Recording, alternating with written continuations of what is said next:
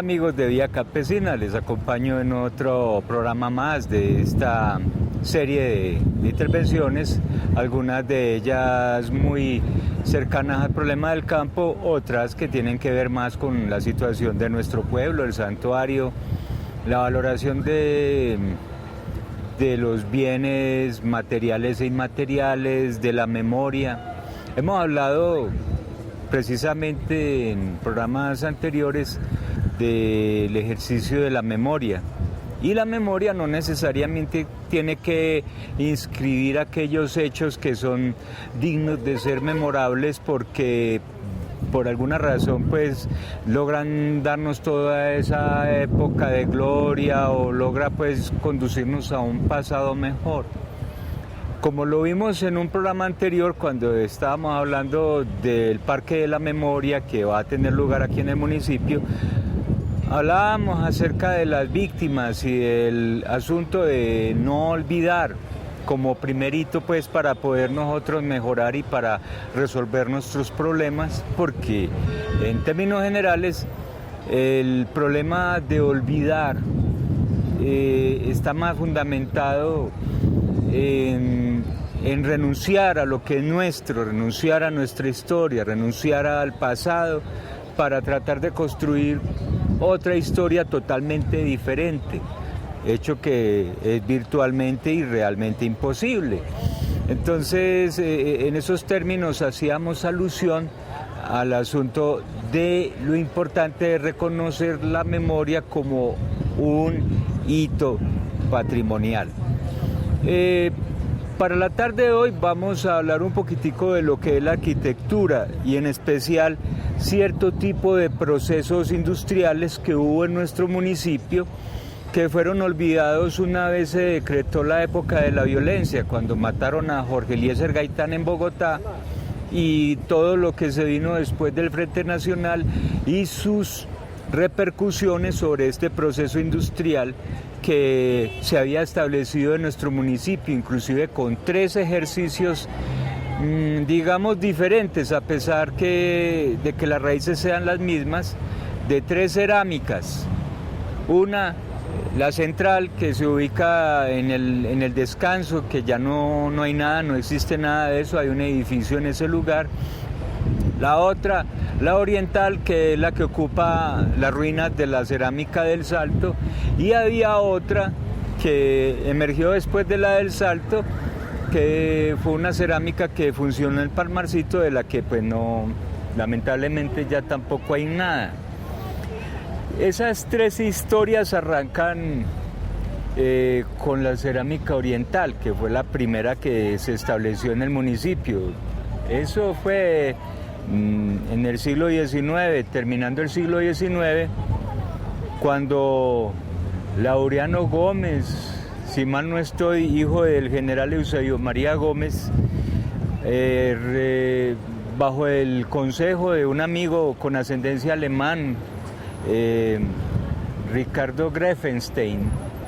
empezaron con la propuesta de trabajar sobre un proyecto de cerámica, todo respaldado en la gran cantidad de arcillas de primer nivel o puras que habían acá en el municipio y también aquí en el territorio, como en el caso de La Unión. Hablamos del caolín. El caolín es esa arcilla blanca que encontramos nosotros en las partes altas de las montañas, y aquí en el santuario pues estamos también en la parte alta de la cordillera, y entonces esa arcilla blanca es la que nosotros apañamos, recogemos, y tiene mucha piedrita, mucha arena. La piedrita realmente son cuarzos y hay otra serie de elementos que la hacen ver muy gruesa. Esa arcilla como tal no es muy plástica. Si uno va a hacer un muñeco con eso se le raja. O tiene que trabajarlo para poder hacer una figura hay que trabajarlo con moldería. No se deja macerar con las manos. Entonces esa fue la arcilla con la que se arrancó y en verdad caracterizó un proceso industrial primero en Latinoamérica, que era trabajar con porcelana de la dura. La porcelana que en este momento nosotros estamos alcanzando a contemplar en esta fuente es esa misma que se elaboró en la cerámica oriental, en la del Salto. Inclusive los grabados que encontramos en esta fuente todos fueron realizados acá en el municipio, bajo la dirección de don Laureano Gómez y de un personal altamente especializado. Se manejó el proceso de la quema, construcción de las piezas y vaciado de la moldería para poder complementar esta fuente, que es lo único que nos queda, junto con 2 o 3 cositas de todo lo que se hizo aquí en cerámica. Voy a ser un poquito más preciso en algunos apartes para que podamos entender la magnitud de de esta gesta, porque es que aquí en el santuario pues todos pensamos que el asunto de la cerámica era un asunto cualquiera, es decir, pudo haber sido otro proceso, la cerámica aquí no se diferenció de ninguna otra, y eso pues obviamente no es cierto. Veamos, en el municipio del Carmen de Viboral existe cerámica y se trabaja la locería, y se especializó la cerámica del Carmen en este tipo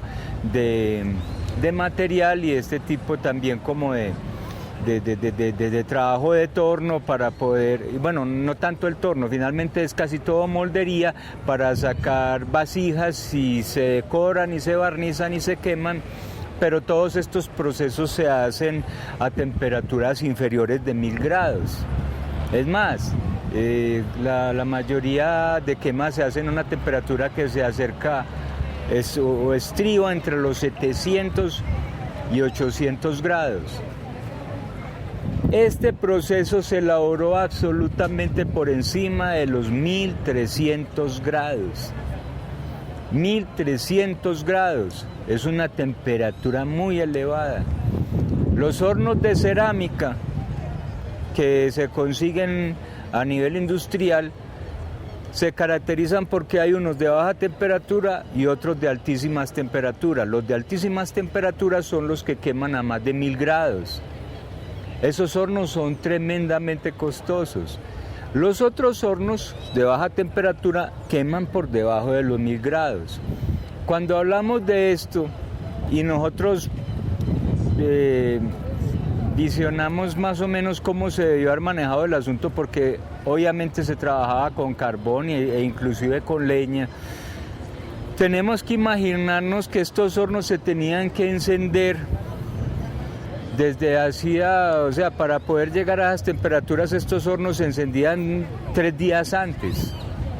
para poder alcanzar esas temperaturas. Esto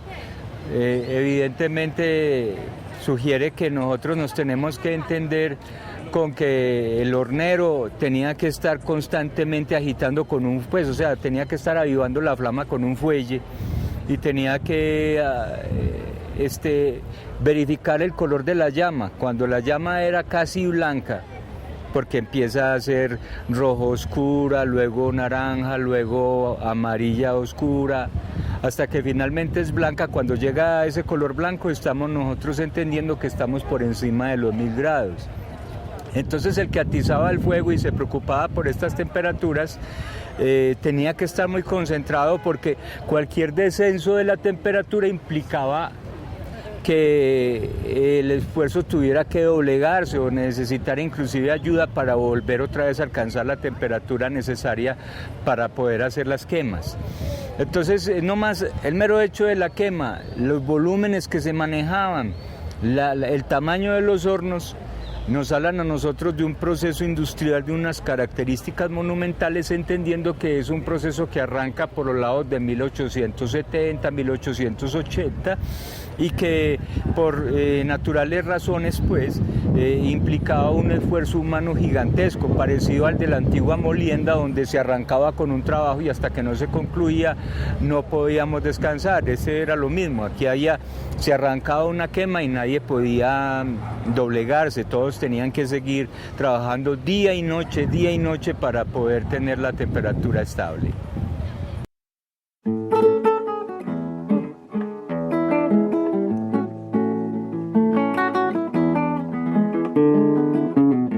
Aquí tenemos un primer plano del grabado del general Anselmo Pineda. Este tipo de grabado se hacía de una forma supremamente dispendiosa, así como se elabora el papel moneda, implicaba trabajar sobre este material supremamente duro, ya se había quemado, y entonces tocaba con unos químicos específicos, ignoro cuáles, esta imagen que había sido elaborada previamente, entonces se manipulaba de tal forma que el baño del químico dejara que solamente esta parte de la imagen que era expuesta a la luz quedara impregnada de este pigmento negro. Probablemente estamos hablando de... Para que diera este negro, pues, yo creo que nos estamos entendiendo con algún óxido específico que pues se quedó, pues los que lo hicieron se quedaron con el secreto, porque de hecho todos los pigmentos y los esmaltes están fundamentados en la oxidación, o la mayoría, y entonces pues hay una elaboración compleja que se manejó acá, y para esas altas temperaturas sí que en verdad nosotros pues desconocemos esas fórmulas. Uno conoce las fórmulas de pronto de algunos pigmentos y esmaltes que se trabajan a baja temperatura, pero para soportar estas altísimas quemas pues la preparación era supremamente digamos compleja, pero al mismo tiempo el secreto se guardaba. No podemos olvidar que los antiguos ceramistas una vez entraban al taller, acataban ciertos votos, y eran los votos de manejar total hermetismo con respecto a las fórmulas de mezclas de arcillas, de esmaltes, de pigmentos, impidiendo con este juramento que un ceramista saliera de una empresa y llegara a otra a velar el secreto. Eso mismo se hacía en el Carmen de Iboral. Entonces, pues no podemos decir a ciencia cierta de qué se trataba, porque las fórmulas todas pues murieron con el autor, y el último conocedor de este trabajo fue don Víctor Gómez, que son los Chócolos, que nos abandonó hace por ahí 15 años a nosotros, y creo que ya con él murió la posibilidad de saber de qué o cómo, en qué consistían las fórmulas tanto de los esmaltes como de las pastas, del pigmento negro del que estamos nosotros tomando nota. Pero no obstante, sí hay cosas pues que salen a la luz al final y que es importante esclarecer. Este tipo de cerámica, que es reitero, es porcelana de Herradura, se conoce como porcelana de China. Hay una anécdota con dos pilotos que trabajaban para una aerolínea alemana, la misma en la que se mató Carlos Gardel. Desconozco o olvido el nombre de esa línea porque hace muchos años salió de circulación, pero los dos pilotos tuvieron la oportunidad de conocer esta fuente. Y ellos recorrieron toda Sudamérica y toda Latinoamérica y confesaron que esta fuente era única en el continente y que solo había este material en fuentes chinas. Es decir, este tipo de trabajo, según las fuentes, fue el primer trabajo o es la primer fuente hecha con este material en toda la América continental. De ahí la trascendencia que tiene este hito. Saber que en alguna intervención pasada del parque pensaban demoler esta fuente, y por fortuna y por la gestión de algunas personas, entre ellas Leticia Hoyos, se pudo recuperar, aunque de todas maneras todavía no tiene la funcionalidad que de pronto quisiéramos verle, pero no obstante es importante entender que esto forma parte de esa memoria bonita del santuario. Cuando nosotros hablamos de la cerámica, hablamos de un ejercicio de más de 50 años que caracterizó la industria y un proceso supremamente elaborado que embargó la vida de muchos santuarianos, y que después de que se replicara en tres, porque volvemos, está la cerámica oriental, la del Salto, pero también estaba la de Palmarcito y estaba la cerámica central, la de Baltasar Pineda, Entonces empezamos a entender que este asunto sí iba creciendo y que en verdad estaba aglutinando a muchas personas. Los hombres octogenarios de nuestro municipio, que están por encima de los 70 años, tienen recuerdos de este proceso, algunos porque inclusive laboraron allá, otros porque tuvieron historias o porque reconocieron parte de sus episodios en este tipo de gestas, ya porque sus hermanos, ya porque sus propios padres estuvieran involucrados en este proceso, pero este es un eje transversal y común de la historia del santuario. Por esa razón, nosotros nos resistimos a que esto se olvide y que la gente asuma esto como un asunto del pasado sin entender por qué rayos fue que decayó este proceso. Había anunciado, no sé si de pronto tengo mala memoria, había hablado de que esta industria empezó a decaer por allá por los años 50, después de que se declara la guerra bipartidista y después del Bogotazo, y después de que se genera esa violencia que hizo que Colombia se resquebrajara. No podemos olvidar que esta cerámica se exportaba. Se hacían aislantes en la cerámica central, se hacían piezas que tenían valor significativo para procesos industriales, inclusive en el antiguo continente. Alguna de estas piezas llegó a Alemania y fue tremendamente admirada, inclusive fue el propio Ricardo Grefenstein el que se tomó la molestia de llevar algunas muestras de aquí del santuario para allá, y el santuario llegó a exportar. Y eso es lo que no se puede olvidar, o sea, la cerámica del santuario trascendió las fronteras del país, en un momento histórico donde no teníamos autopista, donde todo se movía por el río Magdalena y donde todo era supremamente difícil porque esto pesaba como un demonio, y sacar estas piezas por el río implicaba obviamente muchas horas a lomo de mula, luego para embarcarlas en el río Magdalena para que salieran por el puerto de Barranquilla, ¿cierto? Entonces esto ¿de qué habla? Habla de que aquí había una cantidad de material humano y había una cantidad de movilización de energía alrededor de este proceso que lamentablemente se reduce ahora a unas pocas muestras, pero que sin embargo nos hablan precisamente de la dimensión, de la proporción de un trabajo que no se ha hecho en ningún otro municipio de Antioquia. Este tipo de cerámica no se volvió a replicar. Una vez que el santuario dejó de hacer esto, ni en Antioquia ni en Colombia se volvió a trabajar sobre este material bajo estas consideraciones de orden técnico.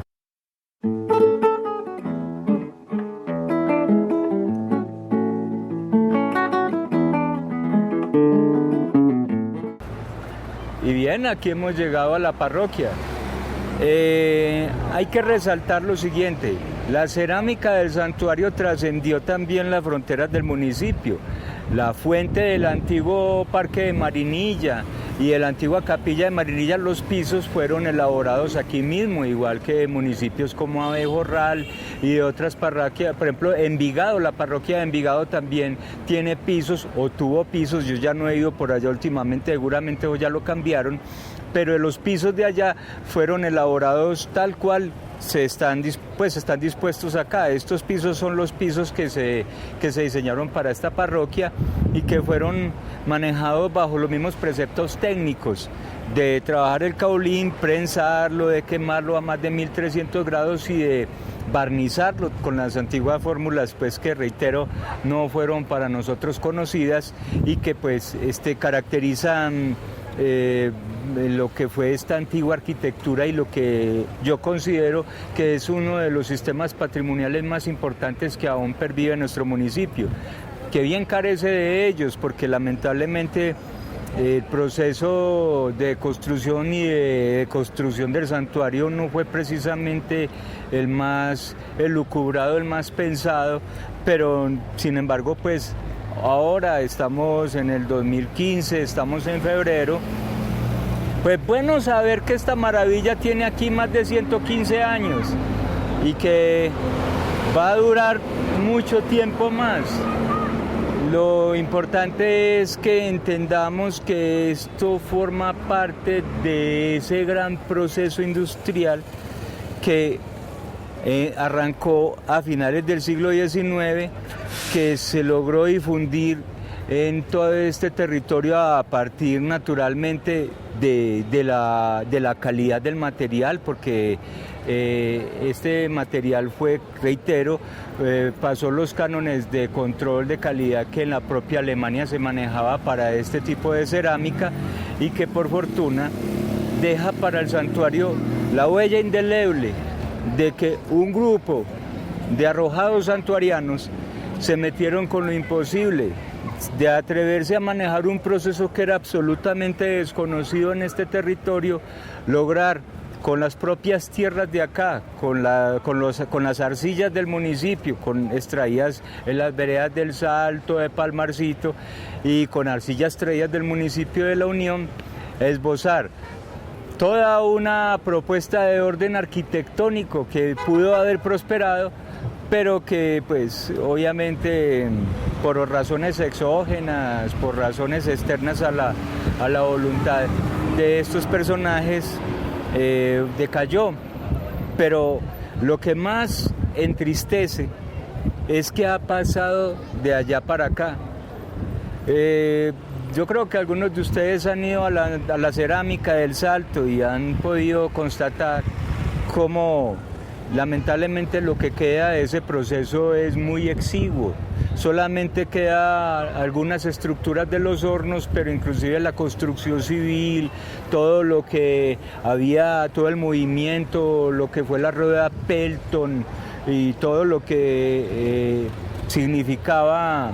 esta propuesta de industria que inclusive podría ser un hito no tan solo histórico, sino también turístico,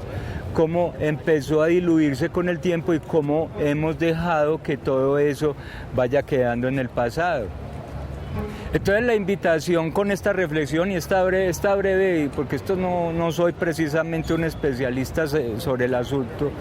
sin embargo, sí quisiera que, como casi siempre, o sea, yo en estos programas siempre termino invitando a todo el mundo, en especial a las instituciones educativas, que se volcaran un poquitico en la reconstrucción de esta memoria, que se preocuparan un poquitico más acerca de volver a recuperar lo que queda de memoria oral, de lo que queda de memoria visual, de algunos, por ahí hay algunos documentos que hablan de esta cerámica, ahí en el santuariano hay artículos que por fortuna también recuperan esta tradición, entonces las fuentes sí existen y también existe este patrimonio como la fuente, como los pisos de otras iglesias aquí en el propio Oriente Antioqueño, y entonces me gustaría que este programa valiera para estimular a las personas que tienen esa vena investigativa, a los docentes de artes, a todas las instituciones educativas, que empezaran a arropar todo este acervo que forma parte de esa historia que todos compartimos en común, pero el olvido parece que nos la aleja de nuestra real vitalidad, que en este momento se ve reflejada por el ejercicio que ustedes hacen al verme aquí por las pantallas, pero que sin embargo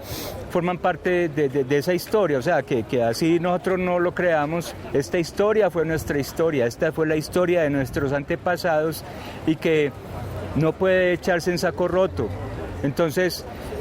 vamos otra vez a recuperar esos caminos, y también la invitación a la misma administración municipal y a toda la comunidad para tratar de hacer de este municipio un lugar más atractivo. Todavía vemos que sí hay un auge de construcción, pero faltan elementos que nos unifiquen.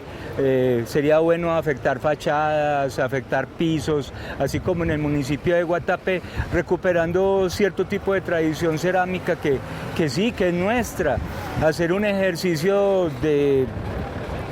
educación y de desembolsos interesantes para poder hacer de la cerámica del Salto un nuevo punto de peregrinación y también un sitio de convergencia de las artes visuales y específicamente de la escultura y obviamente pues de todas las formas de expresión que vengan del proceso de la cerámica, para volver a recuperar esa memoria que salió de nosotros, salió al común denominador por la violencia que hubo en el país, no fue porque fracasara. fue sencillamente que se rompieron todos los conductos y navegar el río Magdalena en esa época con todo lo que había que moverse fue difícil, y esos años de dificultad hicieron que estos procesos se quebraran o terminaran yéndose a menos. Pero esta es una de esas propuestas, como lo de la chocolatería, como lo de inclusive las empresas que se dedicaron al FIC en nuestro municipio, esas mismas, todas en una, forman parte de esa maravillosa historia, que no fue solamente que Córdoba corrió por acá y lo mataron allá en la alcaldía, sino que aquí hubo otras cosas, y esa historia que es hecha por campesinos, por personas de a pie, por personas comunes y corrientes, es la que a mí me encanta, no la de los próceres, que finalmente son unos cuantos, y que a la larga quién sabe qué tanto de la historia que hablan de ellos es cierta y qué tanto es decorada. Pero me gusta más la de los campesinos, me gusta más la de la gente común y corriente, que es la que todos los días se levanta con esa fe ciega que hace que uno haga cosas, a hacer las cosas que hicieron, y en efecto las hicieron, y en efecto están acá diciéndonos a todos, aquí estamos, lo hicimos y fuimos muchos, y de pronto también esa convergencia haga que nosotros pensemos de igual forma, porque la historia de nuestro municipio también debe ser una construcción colectiva y conjunta. Entonces, con esta, mis amigos, los voy dejando por ahora con una pequeña reflexión acerca de cómo vamos a hacer para que el escenario del urbanismo en Santuario pueda tener algo de patrimonio hacia el futuro. No pongamos en dificultades a los futuros arqueólogos, a ver qué pasó acá, qué pasó en el Puente Centenario, qué pasó con esto. No, tratemos de manejar puntos de convergencia para que alguien se atreva a construir con palabras lo que vea en algún momento, porque es que el caos que impera desde una perspectiva tan individual, sin que haya un ejercicio colectivo, sin que haya equipamientos, el municipio está asfixiado y lo sentimos que los edificios se alzan irresponsablemente hacia el cielo sin generar espacios en común, las zonas verdes no abundan, los espacios para los niños no abundan. Entonces todo eso nos está indicando a nosotros que no hay ese trabajo colectivo que yo invoco y que imploro que tenga lugar. Necesitamos que el santuario se prepare para el futuro, pero bien. No queremos que el santuario se convierta en la comuna 13 del futuro del área metropolitana de aquí de la subregión. No queremos que aquí los barrios marginales, que aquí quede una réplica de San Javier, que una réplica de Manrique Oriental. No, quisiéramos que el santuario participara de ese futuro, pero pensándose a sí mismo y manejando propuestas inteligentes y constructivas. Entonces, pues, mis amigos, con esta les dejo y los invito a darse un paseo por la iglesia, a darse un paseo por la fuente, para que logren ustedes interpretar que cada una de estas piezas fue hecha con todo el esfuerzo del que hablé con anterioridad y describí pues hasta donde pude, desconociendo muchas de las fuentes, pero igualmente esta invitación queda abierta, y para todos muchas gracias.